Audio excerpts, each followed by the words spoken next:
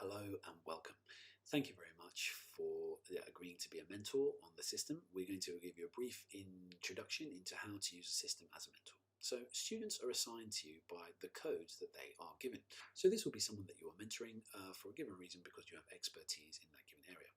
And what will happen with any of the people that you are aligned to, they will come up on your system right here on your front page. As they do different items on the system, whether they put in comments or answers to items or whether they put in evidence, all of their interactions will be sent to you in this format. So you will see all the messaging that you need. That is available to you here. And at any time you can go and view all the alerts that you've ever had to go back, almost like an email inbox. But rather than it being an email inbox, you may choose to actually be looking at evidence, which may be important at different time than answers, etc., etc., etc. So the whole item is there and available for you to actually watch. Now, the most used feature in this for mentors is setting the areas that you want your mentee to study. So all you have to do for that is go to subjects, and all the subjects which you're a mentor of will turn up. Obviously, this won't be as many as that are here on this demo because you'll only have a few of them. But let's say that you had someone who wanted to become a teaching and learning lead and you wanted to deliver those items to them. Well, what you can do is you'll be able to set the items that you so choose, and then it will come up in the bottom as a learning schedule.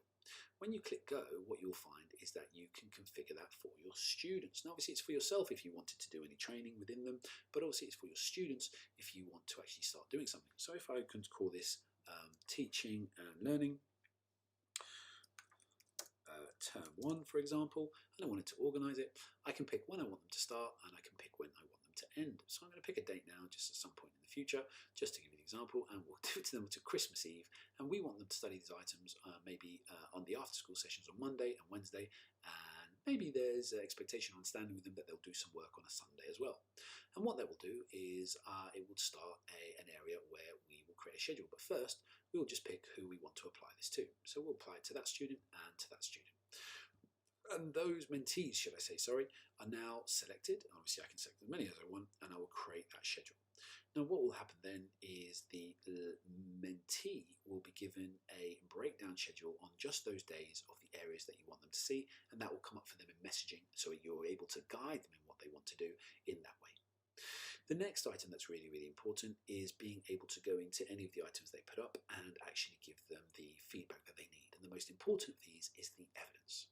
So when a new piece of evidence has been uploaded, what you will see is a file will generally put up, and we always recommend that this is a video file. So if we go into an item as we do here, where we actually look at something that was recorded, we will be able to comment on that video. Now, this is just the one that's here for demonstration purposes. Welcome to this video. But what you see as a mentor is any video that you're watching, you will be able to click the respond button at any point to give them feedback. And what this will allow you to do is to record or write some feedback at the precise video. Now, in this example here, what we'll do is we will comment on gliders, but obviously in a classroom, or if you're working with someone who's working in the kitchen, or if you're working with someone who's working on grounds maintenance, or whatever it may be, you will feedback on that specific thing. So at the point of the video, today we're going to be looking at different gliders, and I thought it'd be great to start with showing you a range of different. You click respond at any point which you wish to leave feedback, and you can type your response, or you can send an image if you feel it's appropriate, or you, most importantly, what's used throughout most of the systems is you record from audio, and then you press start, and then you will say yes, yes, yes. I will then be able to give you feedback on X, Y, and Z, blah, blah, blah. And you have to remember that you have to stop the recording before you press save. And because what's that doing now is it's sending to a server, so you don't have to download and upload it and give feedback in a normal way. And once you've saved it, you will see, and they will see, that there is a comment now at that point in the video, which is denoted with a light blue or light red dot. So as you see this playing now, if we play it again, video. Today we're going to be looking at different gliders, and I thought it'd be great to start with showing you a range of different. Press start, and then you will say yes, yes, yes. I will then be able to give you feedback on X, Y, and Z, blah, blah, blah. And so there you see, you can give remote feedback, whether it's an observation or a lesson, whether it's on a tennis stroke, whether it's on giving advice on an exam that someone's uploaded. Items on the types of. Give any kind of feedback that you so wish at any point to give different items to help that person. And this allows you to mentor remotely effectively, because not only are you able to comment, but you're actually able to see what they're uploading to give it to you. And as you see now, once the item is kind of dealt with, you can go further down. Now, lastly, depending on how much detail that you want to have, you are able to also control the access. I shouldn't have said lastly, because there is one more thing to come after this, and I apologize. But one of the things that you're able to do is you're able to click on a person, and then you'll be able to control the access to any of the courses you want. You'll be able to pick and highlight which ones that they have, and then you'll be able to take them off courses you want, and the next time they log in, they will have their access reset. So if someone has done 3 courses and you want to give them a 4th, you can. Or if someone maybe is good taking a break for certain times in certain ways, you can take them off something if you so wish. Complete flexibility over which courses that you want to give them, or that you've agreed with your senior management team that you want to actually give and share with them. Now, the next art part is the forensic detail that you can get into on any certain watcher or person.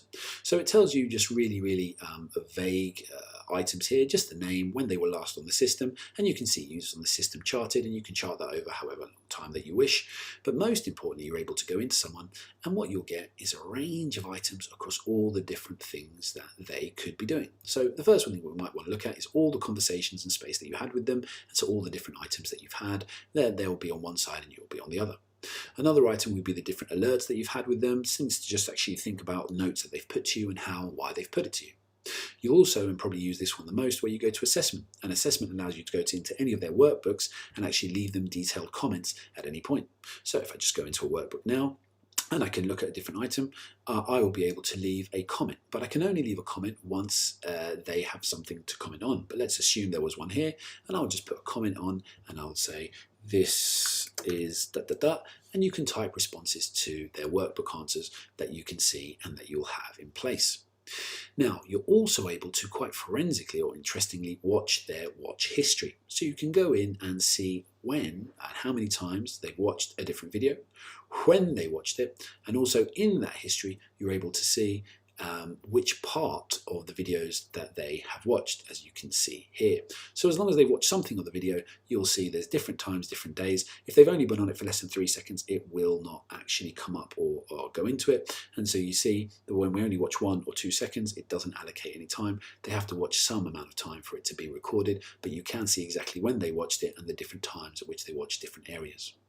You can see here any of the schedules that you've set up for someone. So for example, the last one that we just set up, Teach Tea and Learning and Term 1, that one's set up there, which is, again, you can see what was set up for them. And obviously you're able to go and view them and see which days they're doing different items. And obviously they can be changed as needs be. Now you can also in these items look at the access that's been confirmed, so you know exactly what they have and what they don't have. So we'll just set that there and we'll just save the access settings for that person.